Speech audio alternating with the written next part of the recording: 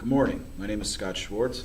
I'm a social studies teacher here in Broward County, Florida, and I've been a teacher for 9 years, going into my 10th year. I've been teaching middle school social studies all that time, but I am certified between 6th grade and 12th grade. Over the years, my teaching has evolved, whereas I've gone from just a straight lecturer using, say, a PowerPoint presentation or just other visual aids. I now involve reading, including a new strategy that I've learned recently called comprehension instructional sequence. Basically, what that involves is several reads of the text so that kids can get a deep understanding, deep knowledge, and so forth. It aligns with the Common Core, so students reading informational text for meaning, vocabulary, and other important and essential information. What I've done is I've combined my teaching style with that of the CIS, the Comprehension Instruction Sequence. The first thing I would do after the bell ringer activity is I would introduce the lesson with the learning goal. In this case, I'm going to be comparing the Articles of Confederation with the Constitution of the United States. So for the learning goal, I would say, I would tell the students that after this lesson, we will be able to analyze the differences between the Articles of Confederation and the U.S. Constitution, and why our founding fathers felt the need to improve and change our government completely. Students will then be able to explain how the United States government is organized and where it gets its power from. Our essential question for the lesson would be, why do people create structure and change governments? The first thing I would do then, after I introduce the learning goal, is I would break the students up into pairs, and I would have them read a small portion of the text to chunk it, because you don't want them to read too much, because then they will not really remember what they're reading. As they're reading the text to each other in what I call partner reading, I would have them write down on a sheet of paper words from the text that they did not understand. This way we can go back after that first read and we can create student-friendly definitions, because what good is using a glossary or a dictionary if the students don't even understand the meaning there? So we would create student-friendly definitions. We'd start with the affix of the word and what the affix means, and then go from there. For example, in the preamble of the Constitution, the founding fathers talked about domestic tranquility. Well, a lot of the students don't really know what tranquility means, so we go back and we break it up. What does tranquil mean? And I actually had a student raise her hand and say, well, is that like a tranquilizer, Mr. Schwartz? Yes, it is, because a tranquilizer calms you or whatever the tranquilizer is being used on down. So think calm, peace. Domestic meaning home, so peace at home. So we figure out there what the word tranquility means. Then, after that first read, we will read that same chunk, that same part of the text together aloud. This way the students are hearing it and seeing it for a second time. I know in my own personal experience that I sometimes have to read something more than once to really get a firm understanding of the text. And so that really will help with the comprehension. At this point, I will refer back to the learning goal and to the essential question, so that students can begin to identify important information as we go along. And like I said, I do a hybrid, so if I have my PowerPoint presentation up on the board, which I don't always use, but sometimes if I use it, we can begin taking notes from the reading and from the PowerPoint presentation, which would be behind me.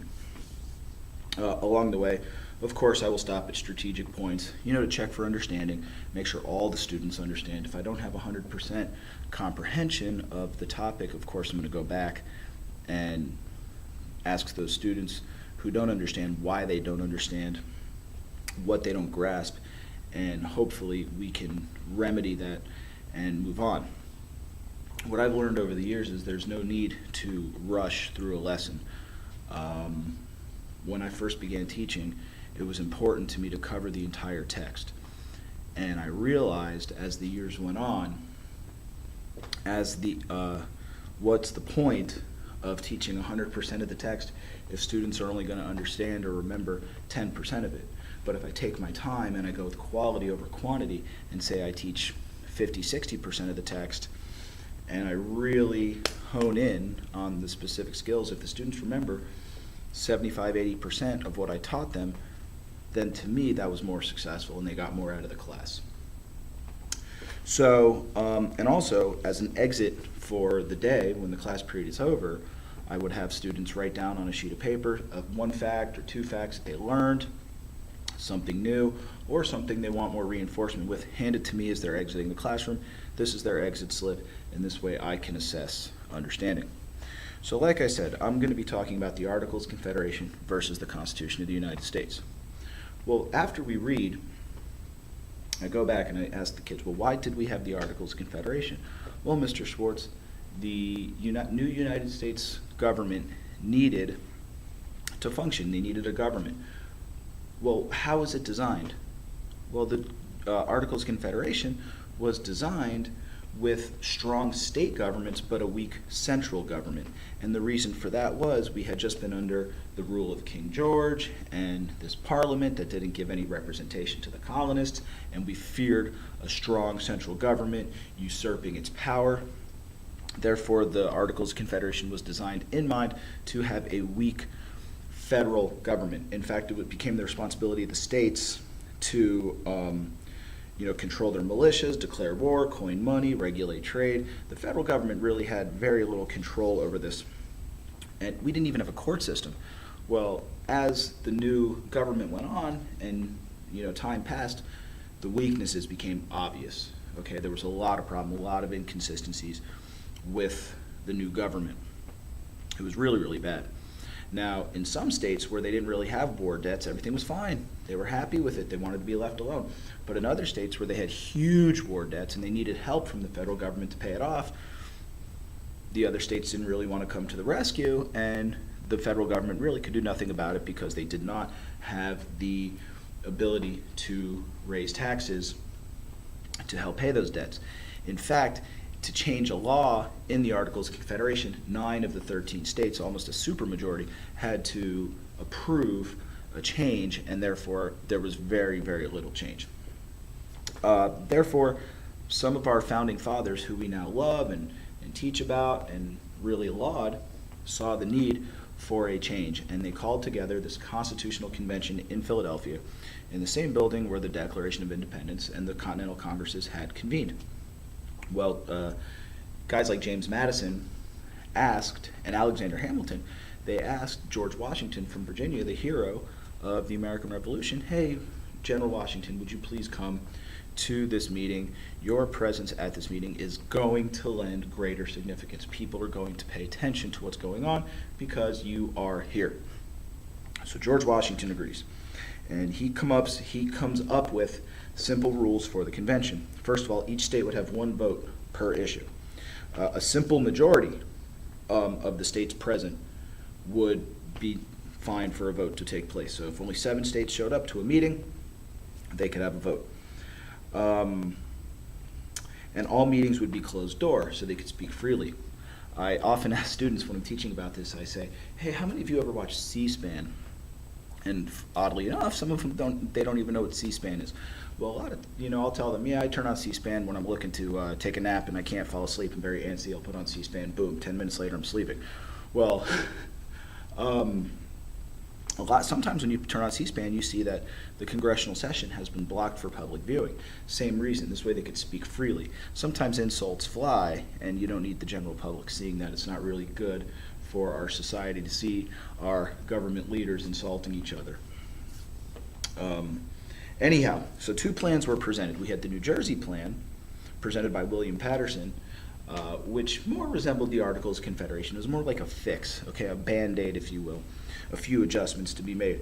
But then James Madison of Virginia presents his Virginia plan, and it was supported by Edmund Randolph, who will later become our first Attorney General under the United States Constitution.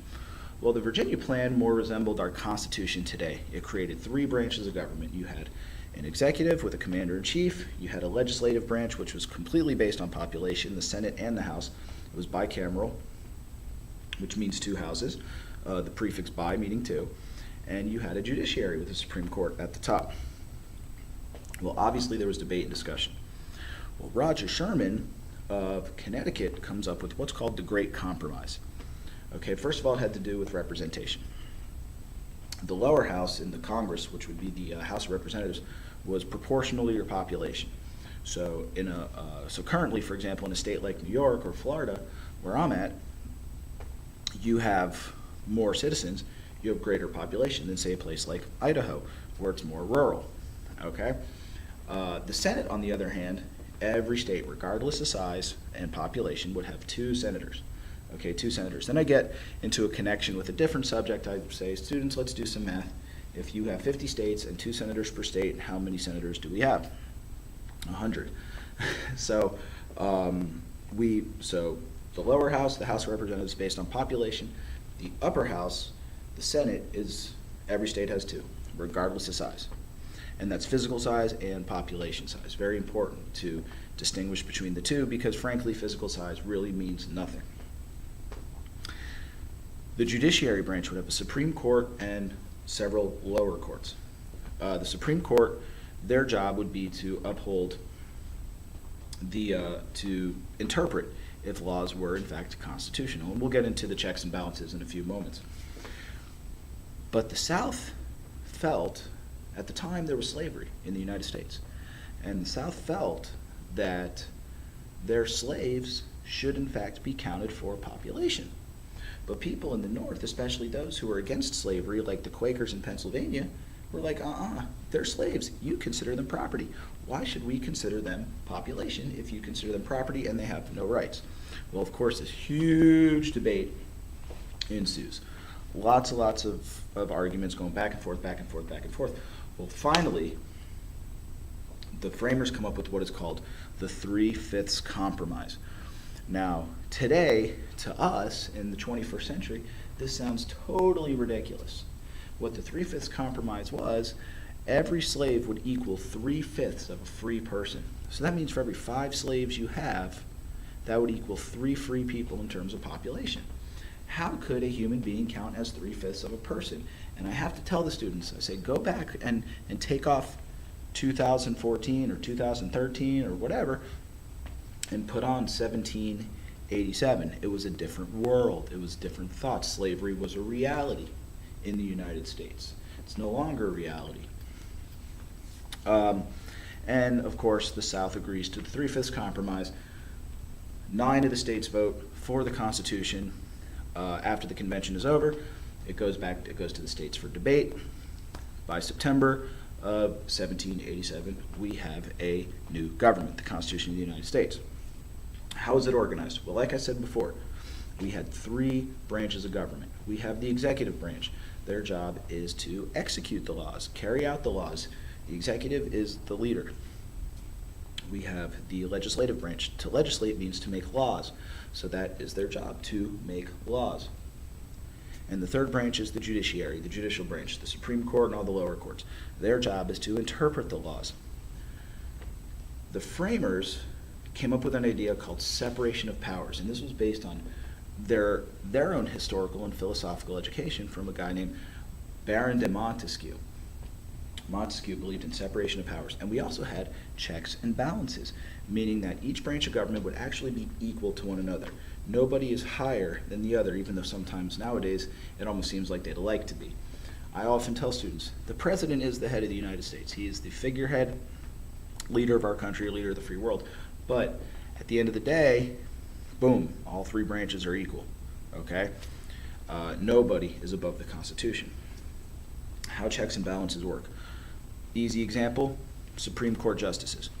The president has a check on the court by being able to appoint a justice when there's a vacancy. However, the Senate has a check on the president by being able to deny or approve that appointment. The president has a check on the Congress if they pass a law and the Congress feels like, well, and the president feels like, well, gee, I don't like that law should go back for more debate and discussion. The president can veto it, meaning cancel it, send it back to the Congress, or the president can sign and approve it. Now, can the Congress do anything about it? Sure. They need a 2/3 majority to override a presidential veto. We are a very polarized society. We have political parties, there's lots of debates, lots of discussion. And by the way, political parties are not mentioned at all in the United States Constitution. getting a 2/3 override of a presidential veto, especially nowadays, with the split being almost down the middle, is really just not going to happen in our Congress. And of course, the Supreme Court has a check on Congress by if somebody challenges a law and the law is determined to be unconstitutional, well, then that law can be thrown out. So the Constitution is the final authority. There are 6 articles to the Constitution. The first 3 have to do with the branches. Article 1 is the legislative, Article 2 is the executive, Article 3 is the judiciary. Article 6 reinforces what's called the Supremacy Clause, okay, meaning that the Constitution is the final authority of the land. But there were 2 groups that formed, and this was the foundation of our political parties. We had the Federalists, led by Madison and Hamilton, who supported the Constitution, and then we had the Anti-Federalists, led by Thomas Jefferson, who were supporters of the Articles of Confederation, and they feared a strong central government. So this national debate ensues. Okay, there was Federalist papers in support, Anti-Federalist papers against. Back and forth, back and forth, back and forth. Well, finally, Thomas Jefferson says, well, you know what? We're going to support the Constitution if you can give us a Bill of Rights, similar to the English Bill of Rights, guaranteeing certain basic freedoms. Alexander Hamilton, on the other hand, said, what do we need a Bill of Rights for? If we start listing individual rights, we're always going to have to list individual rights. Both men were onto something. Well, Thomas Jefferson really, and his group was really insistent on this Bill of Rights. So 12 amendments were proposed. 10 were approved. The most famous is the First Amendment, the freedom of religion, speech, press, and assembly. Thomas Jefferson was huge on freedom of speech and freedom of press. He felt a free press could absolutely keep a government in check. The Second Amendment was the right to bear arms. Keep in mind, in the 1780s and 1790s, there was no regular police department like we could just call 911. You needed to defend yourself. You also sometimes had to go hunt your own food. The Second Amendment also allowed for regulated state militias. Well, today we call that the National Guard. The Third Amendment had to do with quartering troops, giving soldiers places to live. Well, after the Boston Tea Party, British soldiers were forcing themselves into American homes as part of a punishment to the Boston colonists for the Boston Tea Party. So we stopped that off the bat with the Third Amendment. The Fourth Amendment, protecting us from illegal search and seizure. That's directly linked to the Sugar Act, where smuggling was suspect back in colonial days when we were British subjects. Article 5 has to do with self-incrimination. You do not have to testify against yourself in a court of law, and you are also entitled to due process of the law, meaning they can't just throw away the key. You are entitled to due process. Articles 6, 7, and 8 also have to do with more judicial processes, rights to trial by jury, which the British had taken away from us, a quick and a speedy trial, cruel and unusual punishment to protect us against that, and then the 9th and 10th articles, again, protect rights of the states. Amendments. So that is our Constitution in a nutshell, and it has worked. Now, the thing that the framers understood, which I tried to explain to the students, is that, they knew it wasn't always going to be 1787. Times change. We can pass amendments to change, to amend the United States Constitution. For example, the 13th Amendment ending slavery, the 14th Amendment granting the citizenship to African Americans after the Civil War. The Voting Rights Act of 1965 also helped with the Amendment 21 in, I believe it was Amendment 21 in 1971, changing the voting age from 21 to 18 because we had boys in Vietnam who were 18, 19 years old and still couldn't vote. So that is the United States Constitution in a nutshell. Thank you for listening. My name is Scott Schwartz. Have a great day.